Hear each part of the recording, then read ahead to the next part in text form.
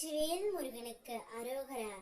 என் அன்பு குழந்தையே, உன்னிடம் யார் பேச வேண்டுமோ என்று மனதில் நினைத்து கொண்டே இந்த ஒன்றை மட்டும் தொடும் தங்கமே. நாளையே நீ நினைத்த அந்த நபரிடம் இருந்து உனக்கு நிச்சயம் அழைப்பு வரும். நீ யாரிடம் பேச வேண்டும் என்று எதிர்பார்த்து இத்தனை நாட்களாக காத்து தவித்து கொண்டு இருக்கின்றாயோ, யாரை பார்க்க வேண்டும் என்று உன்னுடைய முகத்தில் ஒரு புன்னகை தெரிகின்றதோ, இவர் என்னுடன் இருந்தால் போதும் முருகனப்பா, என்னுடைய வாழ்க்கையை நான் வென்று விடுவேன், நான் எப்பொழுதும் சந்தோஷமாக இருப்பேன், காசு பணம் இல்லை என்றால் கூட இவர் இருந்தால் போதும் என்று நீ நினைத்து சொல்லும் அளவிற்கு அந்த உண்மையான நபரே நாளை உனக்கு அழைப்பு விடுக்க போகின்றார் தங்கமே. அவர் என்னிடம் பேசினால் போதும், நான் அவரிடம் அனைத்தையும் எடுத்து உரைத்து என்னுடைய வாழ்க்கையை நான் சீரமைத்துக் கொள்வேன்.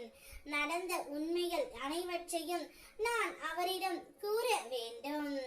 இப்படி பல யோசனைகள் உன்னுடைய மனதிற்குள் ஓடிக்கொண்டே இருக்கின்றது.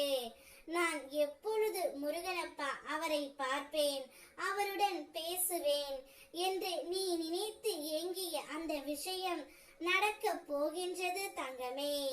நீ எதிர்பார்த்த அந்த நபர் உனக்கு அழைப்பு விடுக்க போகின்றார்.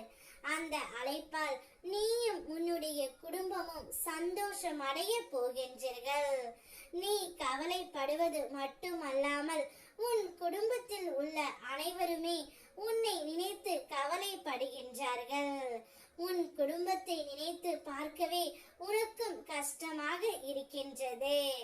உன் குடும்பம் நீயும் அவரும் ஒன்றாக சேர்ந்து வாழ வேண்டும் என்று ஆசைப்பட்டு கொண்டு இருக்கின்றார்கள். அந்த ஆசையை உன் முருகனப்பா நான் நிறைவேற்றி கொடுக்க போகின்றேன் தங்கமே.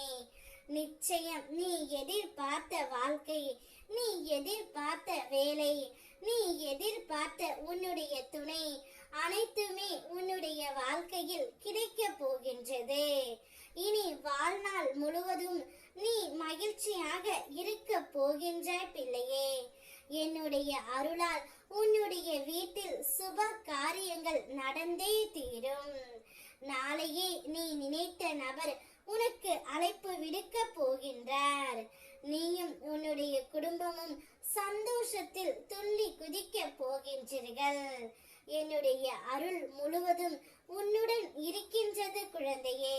பிறகு பயம் எதற்காக? கந்தன் இருக்க உனக்கு கவலை எதற்கு? வெற்றிவேல் முருகனுக்கு அரோகரா.